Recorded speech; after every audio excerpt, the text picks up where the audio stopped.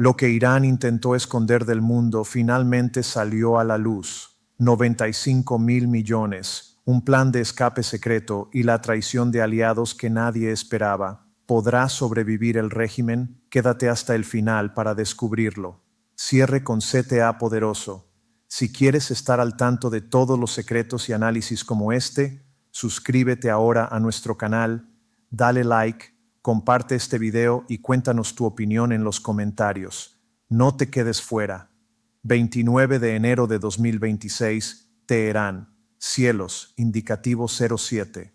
No se trataba de un avión gubernamental ordinario. Este Airbus A321, propiedad de Mirage Airlines, es conocido por los servicios de inteligencia occidentales como el caja fuerte volante de la Guardia Revolucionaria, un vuelo que no figura en los registros oficiales y cuya autorización de despegue estaba cuidadosamente oculta. Durante su recorrido, se convirtió en el vuelo más vigilado en Flight Radar 24, generando especulación en redes sociales. Algunos lo interpretaron como una visita diplomática, mientras que otros lo vieron como la señal de que los altos funcionarios del régimen buscaban escapar hacia Rusia. La verdad salió a la luz rápidamente. El presidente iraní, Mesut Pezeshkian, y su delegación se dirigían a la residencia de Vladimir Putin, líder ruso, un grupo notable por sus implicaciones políticas. Sin embargo, este vuelo probablemente transportaba más que una delegación diplomática. Según informes filtrados, bajo su fuselaje se encontraba un cargamento con el potencial de cambiar el destino de la nación. La ruta estaba trazada hacia Moscú, atravesando tierras heladas del norte. ¿Podría ser que Pezeshkian y su equipo buscaban ofrecer los activos de 95.000 millones de KM a Putin? Para comprenderlo, primero debemos analizar el itinerario. El avión sobrevoló el mar Caspio, manteniéndose principalmente en espacio aéreo internacional, siguiendo el corredor más seguro hacia Moscú. La elección de la ruta no es sorprendente. El régimen, probablemente por sanciones, deseaba ocultar tanto la delegación como el contenido del cargamento. Según fuentes opositoras, el cargamento incluía las llaves físicas y digitales de los activos de Citad, un imperio financiero masivo bajo el control personal de KM. Este conglomerado abarca desde petróleo hasta medicinas, bienes raíces y telecomunicaciones, valorado en unos 95.000 millones. Mientras ciudadanos de Teherán luchan por un pedazo de pan, la élite del régimen podría estar trasladando esta fortuna a Rusia, considerada un refugio seguro. Este no sería un viaje diplomático ordinario, se trataría de una operación de evacuación encubierta. El objetivo de Pezeshkian en Moscú no era simplemente estrechar la mano de Putin, sino asegurar la prima de jubilación de KM y establecer el plan B del régimen en las arcas del Kremlin. En Teherán, el suelo se desmorona bajo los pies del líder religioso. Al analizar los detalles técnicos, la magnitud de la operación resulta evidente. Durante las últimas 48 horas, la Marina de Estados Unidos ha bloqueado el Golfo Pérsico y el Mar de Omán con precisión militar. Mientras el portaaviones USS Abraham Lincoln anclaba en Omán, los destructores USS Frank E. Peterson Jr. y USS Spruance convirtieron la zona en un área de control absoluto. Esta concentración militar no es solo una demostración de fuerza, es un cerco diseñado para paralizar las exportaciones de petróleo iraní y sus enlaces logísticos internacionales de forma inmediata. El comunicado del Pentágono confirmando su disposición a seguir órdenes del presidente Trump subrayó que los cañones de estos destructores apuntan directamente al cuello de Teherán. No obstante, la verdadera amenaza para el plan B de KM vino del norte. Un detalle que la mayoría de medios internacionales pasó por alto. En la frontera con Azerbaiyán, a apenas 300 kilómetros de Irán, se detectó un MC-130J Comando II.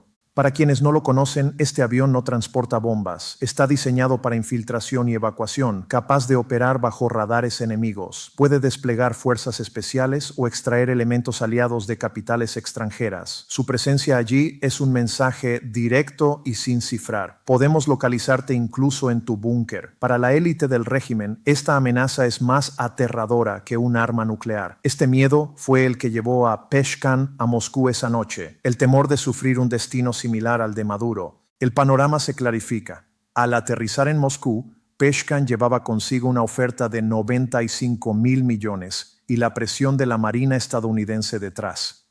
Su expectativa era simple: protección, un paraguas nuclear, tropas. Sin embargo, Lo que encontró tras las puertas doradas del Kremlin no fue una alianza, sino un acto de frialdad estratégica. La respuesta de Putin, expresada por su portavoz Peskov, fue una llamada a la moderación. En términos claros, cuídense ustedes mismos. Para Irán, esto fue un golpe inesperado. Durante años, Teherán había suministrado drones Shahed y misiles balísticos a Rusia, sacrificando su economía para alimentar la máquina bélica rusa. Aún así, Moscú no envió buques para proteger a su aliado, solo mantuvo abierta una vía de escape. ¿Por qué? No por falta de voluntad, sino por incapacidad. Rusia enfrenta riesgos estratégicos significativos en el frente ucraniano y carece de reservas suficientes para proteger a Irán frente a la marina estadounidense.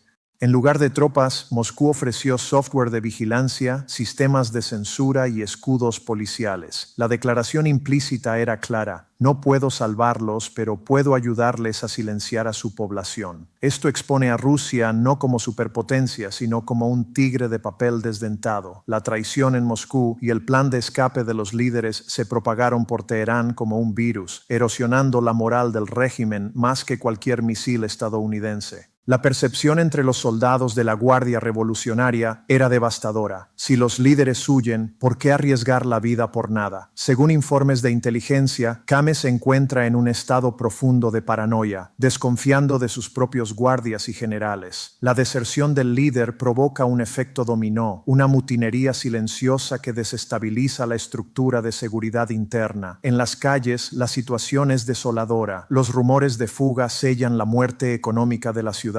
Los comerciantes del Gran Bazar han cerrado sus negocios mientras el dinero pierde su valor real. Mientras los destructores estadounidenses rodeaban la costa iraní como una serpiente, el silencio de Pekín resultaba incluso más inquietante que el de Moscú. Absoluta neutralidad. Kame y sus asesores comprendieron demasiado tarde una verdad amarga. Irán no es un aliado seguro, es simplemente una estación de gas cara y arriesgada. Y cuando una estación de gas arde, un conductor prudente no intenta apagar el fuego, conduce hasta la siguiente estación. En la estrategia de China no hay espacio para sentimentalismos. Xi Jinping observa el caos en las calles de Teherán y la presencia de la marina estadounidense en el Golfo Pérsico, mientras toma decisiones calculadas centradas en la seguridad energética. Durante años, Irán ha vendido petróleo prohibido a China a precios muy por debajo del mercado. Ahora, transportar ese petróleo implica un riesgo de conflicto directo con la marina estadounidense. ¿Iría Pekín a la guerra con el mundo occidental con el que comercia 600.000 millones anualmente y enfrentaría a su flota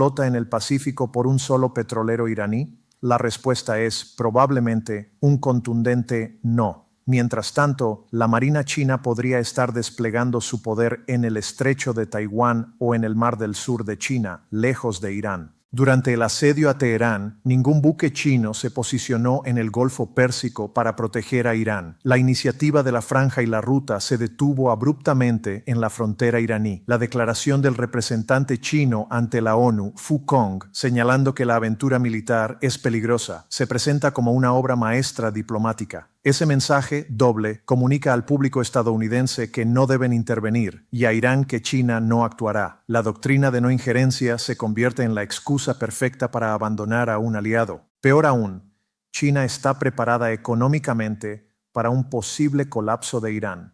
Acuerdos recientes con Arabia Saudita incrementaron sus importaciones de energía desde Rusia.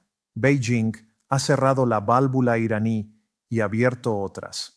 La política de mirar al este de Kame se estrelló contra un muro helado esa noche. El dragón no vendrá a rescatar a su aliado herido, esperará a que pase la tormenta para apropiarse de los restos, puertos, minas e infraestructura a precios de saldo. Irán queda solo frente a la amenaza. Rusia ignora al régimen de Teherán por incapacidad, y China, pensando únicamente en su margen de beneficio, tampoco interviene. La caída de Kame tendría un doble efecto, no solo el fin del régimen, sino la pérdida del último bastión ruso en Oriente Medio. Los escenarios de un posible regreso del hijo del Shah en el exilio ya no se discuten en columnas de chismes, sino en mesas estratégicas de Washington y Londres. La lección es clara: los dictadores no tienen amigos, solo planes de escape, y en esos planes no hay lugar para el pueblo. La partida de Kame no garantiza salvación, marca el inicio del final para Irán. Lo que deja atrás no es un estado, sino un campo de lobos dispuesto a devorarse por el legado del líder. Su hijo, Mujaba, podría heredar la túnica del padre, pero no su autoridad. Los generales pueden desplegar tanques frente al palacio, pero no pueden gobernar la economía con armas. Kame afirmó que la República Islámica de Irán se fundó en sangre. Sin embargo, hoy parece que su destrucción será consecuencia de la traición y el caos. Cuando los dictadores se van, la historia muestra que rara vez cierran la puerta y se marchan tranquilamente. Suelen incendiar la casa antes de partir. Y en Teherán parece que esa chispa ya se ha encendido. La pregunta que antes susurraban los pasillos del poder ahora se plantea abiertamente. El rey ha huido, pero ¿quién heredará la corona? Todos los caminos apuntan a un nombre, Mojaba Ham, segundo hijo de Ali Ham, conocido en los círculos internos como el maestro de las sombras. Los medios occidentales pueden ignorarlo, pero en Irán su nombre provoca temor. Mojaba no es solo un hijo, es el gestor de facto del enorme mecanismo de poder que su padre llama la oficina, patrón no oficial de inteligencia y ejecutor en las calles de la milicia Basaj.